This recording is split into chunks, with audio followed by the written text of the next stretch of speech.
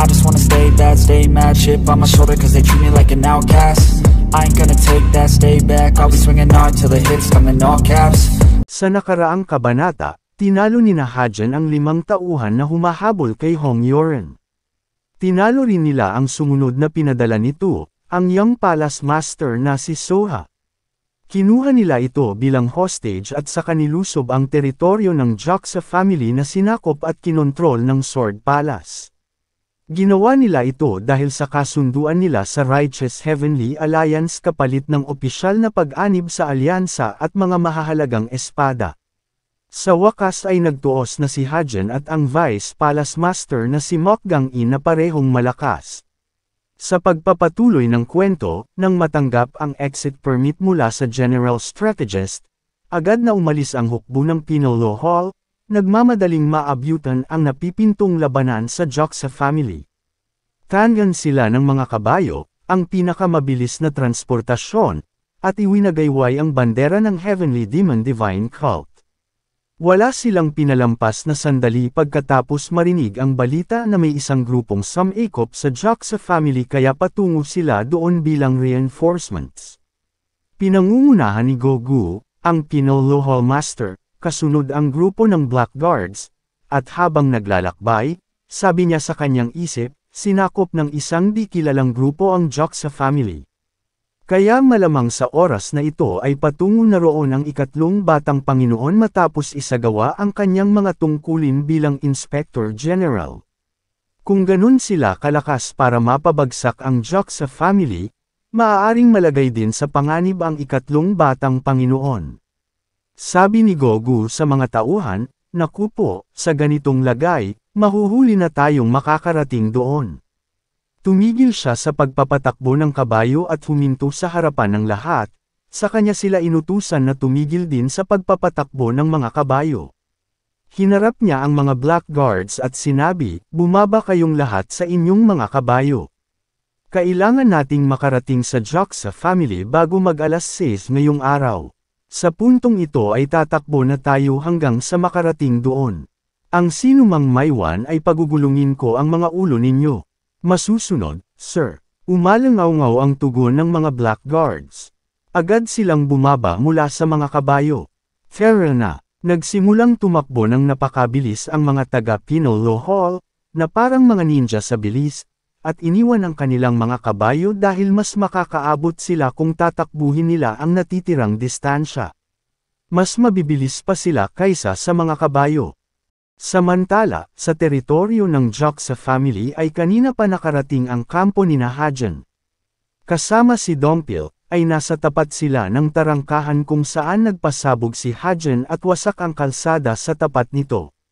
Nakangisi si Hajan, inuudyok sa panunuya ang kalaban, at sinabi, alam mo, pasensyoso talaga akong tao pero ang isang bagay na talagang ikinaiinis ko ay kapag may umaagaw ng target na hinahabol ko. Napaisip naman si Mokgang-in kung ano kayang target ang binabanggit niya. Matapang na nagbanta si Hajan, umalangaw-ngaw sa lakas ang kanyang boses nang sabihin, pagpipira-pirasuhin ko kayong lahat, kaya huwag niyo nang isiping tumakas. Samantala, di nalalayo mula sa eksenang ito ay nakaposisyon ang patriarch na si Jong Risan, at kasama ang Seeking Guards ng Gogyong family. Sila ay nagmamasid mula sa itaas ng bangin kung saan natatanaw nila ang teritoryo ng Joxa family at ang tangkang pagpasok ng ikatlong batang Panginoon. Pinadalhan siya ng mensahe ni Hajan gamit ang isip lamang, kung saan siya lang ang nakakarinig sa pamamagitan ng whispering technique. Sabi ni Hajan sa kanya, Patriarch, ang kabuuan ng teritoryo ng Joxa family ay puno ng lasong tinatawag na deity destruction poison at mga pulbo sa ere na tinatawag na 7-step soul severing powder. Mangyaring ihanda ninyo ang lahat ng puwersa ng Gogyong family at mag-standby muna kayong lahat hanggang sa malinis ko ang lason na ito. Napatanong si Jong Risan, ano kaya ang binabalak mong gawin? Hindi niya maisip kung paano lilinisin ng batang Panginoon ang nakamamatay na lason na ito. Karaniwan sa mga labanan na ang mga tauhan ang nauunang sumugod upang asikasuhin ang mga maliliit na kalaban at gumawa ng daan para pasukin ang teritoryo ng kalaban, pero sa pagkakataong ito ay ang batang Panginoon pa ang nangunguna upang bigyang daan ang lahat ng mga mandirigman na lulusob. Kaya naman unti-unting nakukuha ni Hajan ang loob at respeto ni Jongrisan. Ngunit may nakatagong alas si Hajan. Nagtatago sa di kalayuan ng isang puwersa na inaasahan niya. Maya-maya ay biglang sumigaw si Hajan. Goldie! At tinawag niya ang kanyang kaibigang Zoro na ngayon ay halos kasing laki na niya. Tahimik siyang nagsusumamo sa kaibigan, at sinabi sa kanyang isip, ipauubay ako na ito sa'yo. Unti-unti nilang naramdaman mula sa di kalawyan ang papalapit na enerhiya ni Goldie. Ang di maipaliwanag na presensya ng isang mahiwaga at maalamat na nilalang, sapat upang lipulin ang pinakamababangas na hayop.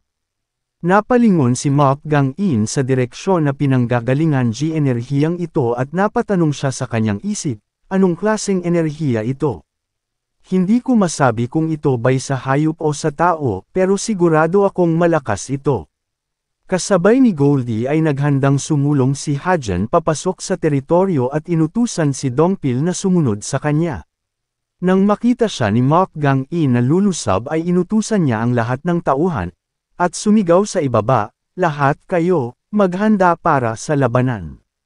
Sa likod nito ay hindi niya maunawaan kung bakit susugod ang batang Panginoon sa kabila ng nagbabadyang panganib. Aniya sa kanyang isip, talaga bang susugod siya kahit alam niya sa kanyang sarili na ang lugar na ito ay puno ng lason.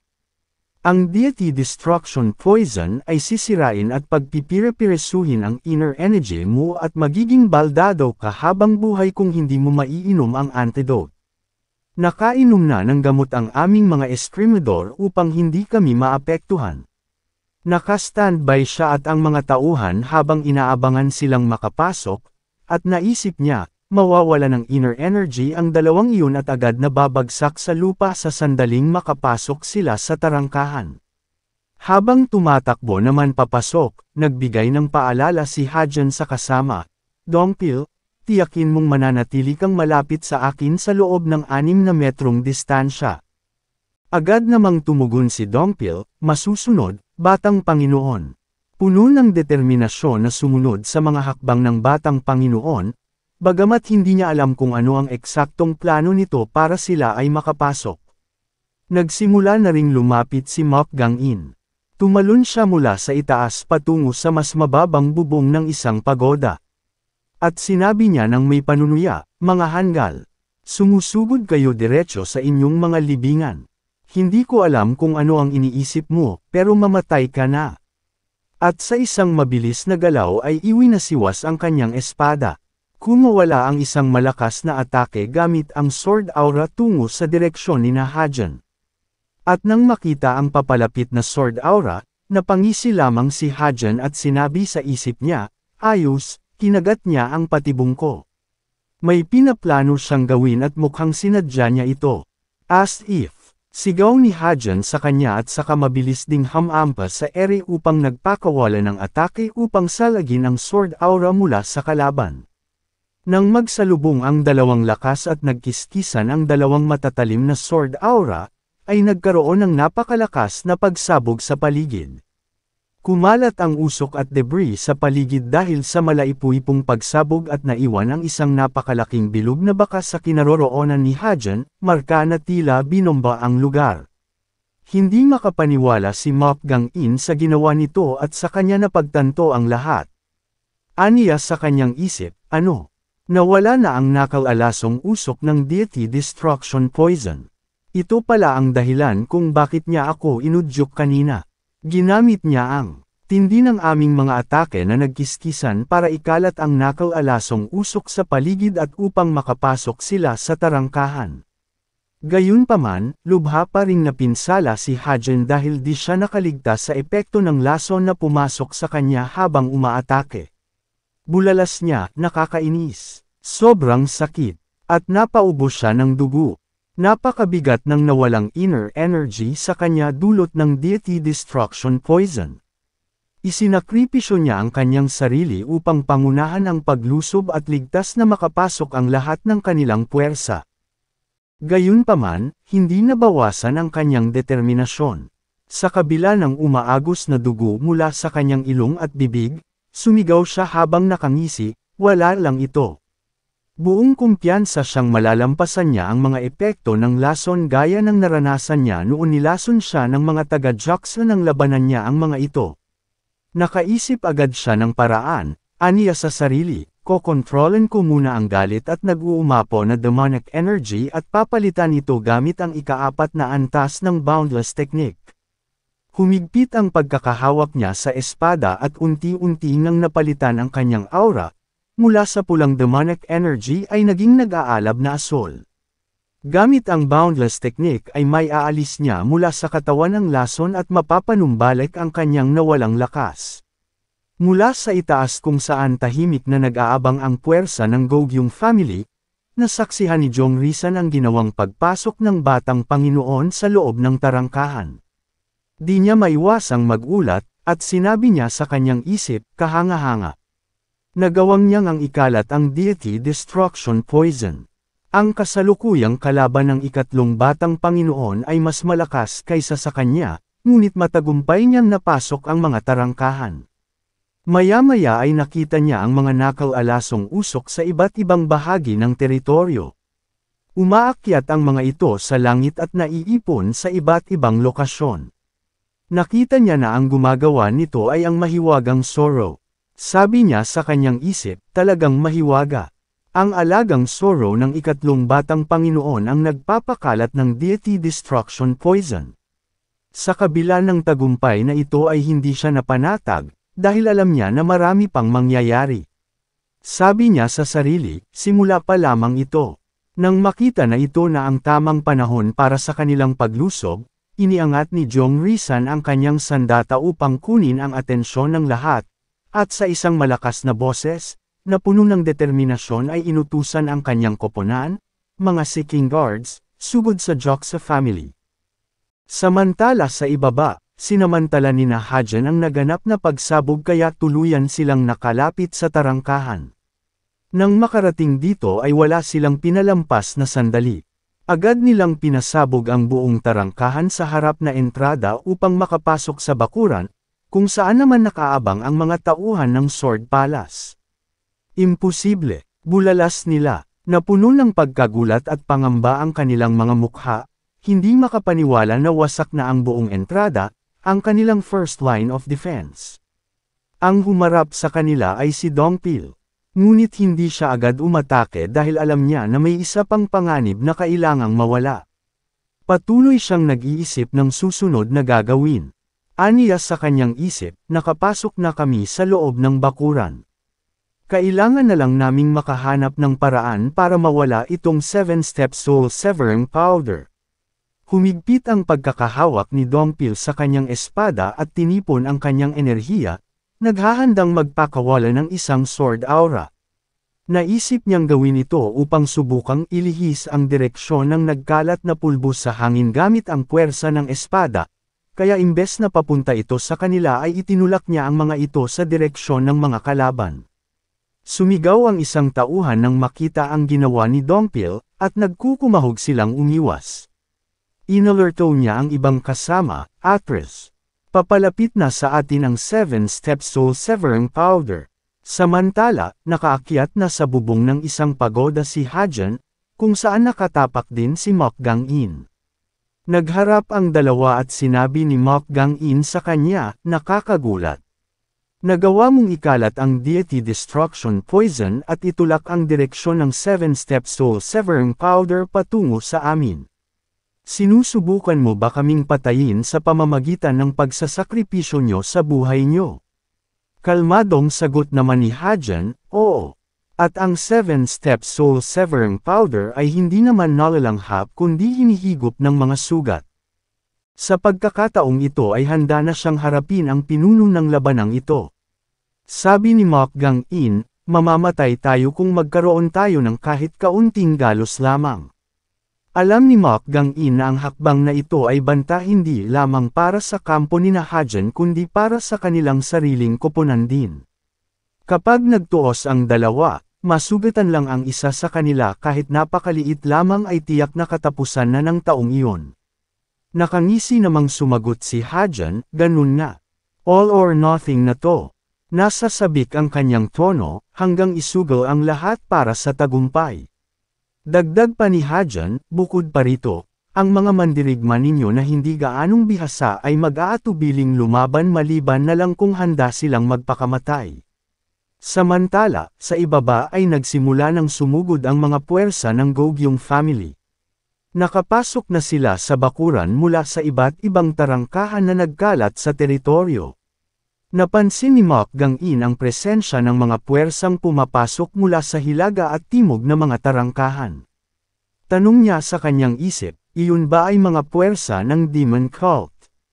Alam ni Hajan na napansin na ni Mok Gang-in ang paparating na mga kasama niya, kaya muling kinuha ni Hajan ang atensyon niya at sinabi, mas masaya ang labanan kapag mas marami ang mga hindi inaasahang pangyayari at kapag mas nagiging mahirap.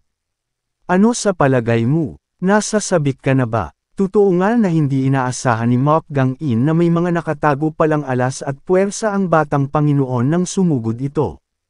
Kaya sumagot si Mok Gang-in, matalino ka rin. Sige, tapusin na natin ito dito. Kunot noong tanong naman ni Hajan, anong ibig mong sabihin?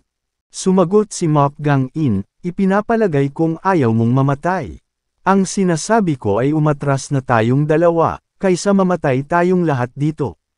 Ito ang suggestion ni Mok Gang-in dahil sa kabila ng kanilang kagustuhan na maisakatuparan ang plano, mas mahalaga sa kanya ang kapakanan ng mga tauhan. Wala siyang balak ibuwis ang buhay nilang lahat para sa misyong ito. Ngunit hindi pa man siya natatapos sa pagsasalita nang biglang lumundag si Hajan at sinugod siya sa kinatatayuan niya. Napamura si Mok Gang-in dahil sa di inaasahang pag-atake nito. Akala niya ay susundin nito ang kanyang suhestyon. Mabilis niya naman itong nasalag ngunit hindi niya may kakaila ang angking lakas ng kalaban. Sabi niya sa kanyang isip, aba, malakas siya. Hindi nanggagaling sa kanyang inner energy ang kanyang lakas, sadyang malakas lanvi talaga siya. Hindi niya rin ako tinutulak gamit lang ang angking lakas ng kanyang katawan. Sa unang tingin ay mukhang simple lang ang kanyang blade technique ngunit sa husay at kaalaman niya sa pagkontrol dito ay mas nagpapahirap sa akin na labanan siya. Napaigting ang kanyang mga pangahabang pilit na dumedepensa sa agresibong mga atake ni Hajan. Sabi ni Mok Gang-in, gusto mo na ba talagang mamatay, ha? Mapanghamong sagot naman ni Hajan, ikaw ang nagsabi sa akin kanina na lumapit ako upang atakihin ka. Naisip ni Mok Gang-in, bukod pa sa lakas ng mga atake niya, wala siyang ibang iniisip kundi ang subukang patayin ako. Sa sobrang gigil ni Hajan, naglabasan ang mga ugat sa kanyang mukha at sumili ang isang-isang malademonyong ngiti. Wala siyang balak huminto, at sinabi niya, papatayin kita. Sa pagkakataong ito, nilakasan ni Mok Gang-in ang kanyang sword aura at sinalubong ang dragon scale blade ni Hajan. Sa lakas nito ay napaatras si Hajan. Dahil nakita niya na walang balak huminto ang kalaban, nagpasya si Mok Gang-in na tanggapin ang hamon ng batang Panginoon. Kumpiyansang sagot niya, sige, makikipaglaro ako sa alok mong sugal. Ikaw ang nagsimula nito, pero ako ang magwawagi. Naramdaman ni Hajan ang isang misteryosong enerhiya mula kay Mok Gang-in. Tinipon ni Mok Gang-in ang kanyang enerhiya at sinimulan ang kanyang unang atake, Ghost Eye Light Sword First Sword, Brilliant Enlightenment. At saka siya humiwol ng malakas gamit ang espada at sinabing, Void Slash. Isang malakas na sword aura ang lumipad patungo sa direksyon ni Hajan. Sa kabilang banda, ang Demon Lord ay nagtungo sa Demonic Judgment Pavilion. Habang naglalakad, sabi niya, kakaiba ito.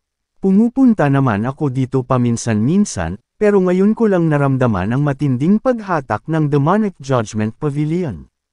Ano kaya ang nais ipakita sa akin ng Demonic Judgment Pavilion ngayon? Gayong wala namang ibang tao na maaari niyang ipakita sa sandaling ito. Ipinapakita ba nito ang aking konsensya? Nakita niya ang isang petal ng bulaklak na nahulog sa lupa. Napuno ng dugo ang pinaghulugan nito hanggang sa kumalat ang dugo sa buong paligid hanggang sa kinaroroonan ng Demon Lord. At umusbong ang isang bulaklak na may madilim na kulay. Nilapitan ito ng Demon Lord at natanong sa kanyang sarili, ito ba ay isang pakahulugan na may naninirahang kasamaan sa aking puso?